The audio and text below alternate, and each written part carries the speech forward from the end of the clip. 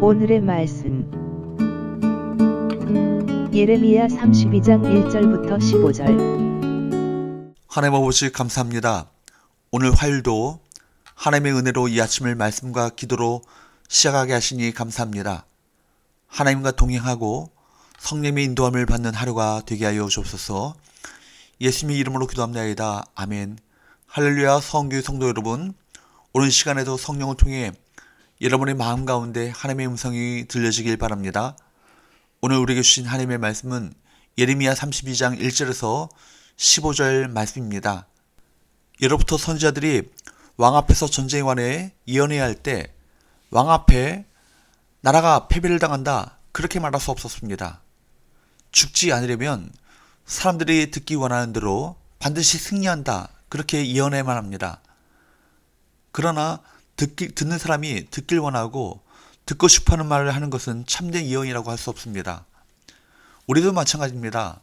듣고 싶은 말씀을 듣는 것이 아니라 정말 들어야 될 말씀을 귀를 열어 들어야 합니다.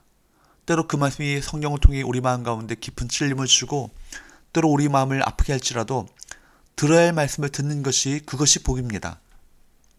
오늘 본문을 보게 되면 예레미야는 당시 시대적 배경을 시드기야 왕이 유다를 다스린 지 10년째 되던 해에 느부갓네살이 바벨론의 왕에 오른 지 18년째 되던 해로 소개하고 있습니다. 이런 연대기적 설명은 그때가 유다의 멸망 직전이었던 BC 588년의 한 시점임을 말해주고 있습니다. 당시 느부갓네살 왕의 바벨론 군대는 예루살렘을 포위한 상태였고 선지자 예레미야는 체포되어 왕궁 시대들에 갇히게 되었습니다. 그렇다면 예레미야는 대체 무슨 이유로 시대들에 갇히게 된 것일까요? 본문의 한 묶음으로 처리된 3절부터 5절까지의 말씀은 예레미야가 어떤 이유로 궁중의 시위대들에 갇히게 되었는가 이것을 설명해 주고 있습니다. 예레미야가 시드기야를 향해 선포한 심판 예언의 내용은 세 가지죠. 첫째, 여호와께서 예루살렘 성읍을 바벨론 왕의 손에 넘겨 그가 예루살렘을 차지하게 하실 것이다. 둘째, 시드기야 왕은 갈대아인들의 손에서 벗어나지 못한 채 바벨론 왕의 손에 넘겨지게 될 것이고 느부갓네살과 마주보고 신문당하는 처지가 될 것이다. 그리고 느부갓네살은 시드기야를 바벨론으로 끌고 갈 것이요 그는 여호와께서 돌보실 때까지 거기 머물 것이다. 셋째, 유다는 갈대아인들을 결코 이기지 못할 것이다. 이 세 가지 심판 예언은 시드기야의 심기를 불편하게 만들기에 충분했습니다. 그래서 예레미야는 시드기야의 진노를 받아 시대들에 갇히게 되었던 것입니다. 예레미야는 자기가 받은 하나님의 말씀을 따라 유다의 멸망을 예언한 채로 시대 감옥에 갇히게 된 것입니다. 갇힌 이유가 너무나도 억울합니다. 예레미야가 선포했던 그 하나님의 말씀대로 그대로 다 이루어졌기 때문입니다. 갇혀있는 선지자의 신세가 너무나도 억울하고 처량합니다. 그런데 바로 그때 하나님이 그에게 말씀하십니다. 6절 말씀을 보도록 할까요? 예레미야가 이르되 여호와의 말씀이 내게 임하였느니라.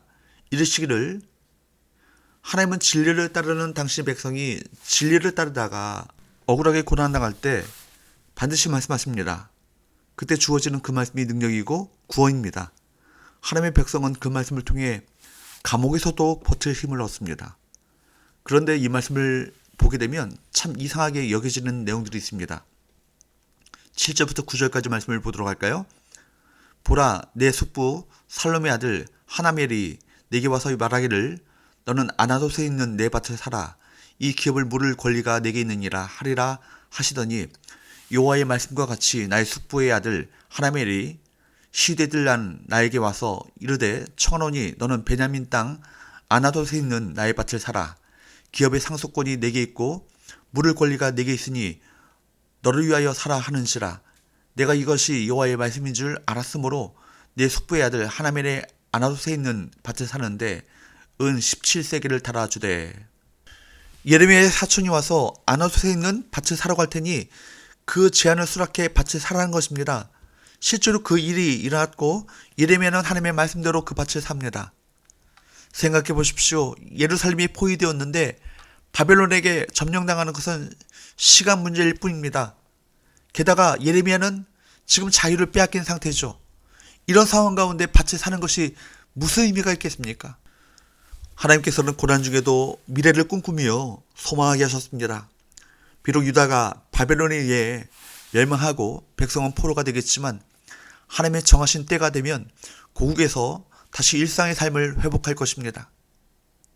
여호와께서 많은 지역 중에 특별히 예레미야의 고향이었던 아나돗에 있는 밭을 사라고 명하신 것은 장차 여호와 하나님의 구원이 임하게 되면 예레미야 역시 토지 매매를 비롯한 정상적인 공동체 생활을 회복하게 됨을 예고하기 위한 것입니다. 여러분, 고난 중에 주신 이 예언의 말씀이 얼마나 예레미야에게 소망이 되고 큰 위로가 되었을까요? 그러기에 예레미야는 현실을 보고 행동하지 않습니다. 말씀을 따라 행동합니다. 10절 말씀을 보도록 할까요? 증서를 써서 봉인하고 증인을 세우고 은을 저울에 달아주고. 예레미야는 그렇게 절망적인 상황에서도 눈에 보이는 상황에 흔들리지 않고 오로지 하나님의 말씀에 귀를 기울였습니다. 그리고 하나님을 향한 믿음을 잃지 않고 말씀에 순종했습니다. 예레미야는 정식으로 매매 계약서에 서명을 하고 증인을 세우고 저울에 달아서 값을 지불합니다. 법과 규례를 따라 봉인하고 봉인하지 않은 매매 증서를 또 받습니다. 예레미야는 쓸데없어 보이는 일을 너무 진지하게 하고 있는 것처럼 보여요. 왜 그렇습니까? 그것이 하나님의 말씀이었기 때문입니다. 여러분, 천국은 마치 밭에 감춰진 보화와 같습니다. 보화를 발견한 사람은 자기의 모든 소유를 팔아 그 밭을 사지만 다른 사람은 그 이유를 잘 모릅니다. 사람들은 그 행위를 보면서 어리석은 선택이라고 비웃었을 것입니다. 그러나 우리는 역사를 통해 예레미야의 선택이 옳았음을 확인할 수 있습니다. 하나님은 약속대로 이스라엘을 회복시키셨고 예레미야가 산 땅에 다시 포도원과 집이 세워지게 하셨습니다. 이처럼 하나님의 백성의 선택과 행동의 기준은 오직 하나님의 말씀이어야 합니다. 만약 성도가 말씀의 인도를 받기보다 눈에 보이는 상황에 이리저리 끌려다닌다면 어떤 일이 벌어질까요? 사람들은 결코 그 사람을 통해 하나님의 능력도, 하나님의 놀라운 역사도, 하나님의 은혜도 보지 못할 것입니다. 예레미야가 친척의 밭에 사는 것을 본 사람들 가운데 일부는 예레미야처럼 하나님의 약속을 믿게 되었을 것입니다. 우리가 하나님의 말씀에 순종하게 될 때 사람들은 하나님을 보게 될 것이고 그분을 신뢰하게 될 것입니다. 12절에서 14절을 보면 예레미야는 매매 증서를 서기관 바룩에게 넘겨주고 하나님의 말씀대로 토기에 담아 보관하게 합니다. 이후에 예레미야가 하나님께 드린 기도를 보면 그가 이 일을 기꺼이 행했던 것만은 아닙니다. 그래서 하나님께 질문합니다. 이유를 다 알지는 못했지만 먼저 순종하고 그 다음에 기도합니다. 왜냐하면 하나님의 말씀이기 때문입니다. 능력이 있는 사람이 자신의 능력에 따라 열심히 행하는 것보다 평범한 사람이 두렵고 떨리는 마음으로 하나님을 경외하는 마음으로 말씀에 순종하는 것이 훨씬 더 값진 일입니다. 순서를 잘 기억하세요. 먼저 순종하고 그 다음에 기도입니다. 15절 말씀을 보도록 합니다. 만군의 여호와 이스라엘의 하나님께서 이와 같이 말씀하시니라. 사람이 이 땅에서 집과 밭과 포도원을 다시 사게 되리라 하셨다 하니라. 이 계약서는 예루살렘에 다시 돌아올 백성이 집과 밭과 포도원을 사게 될 그날까지 언약의 마중물 역할을 했습니다.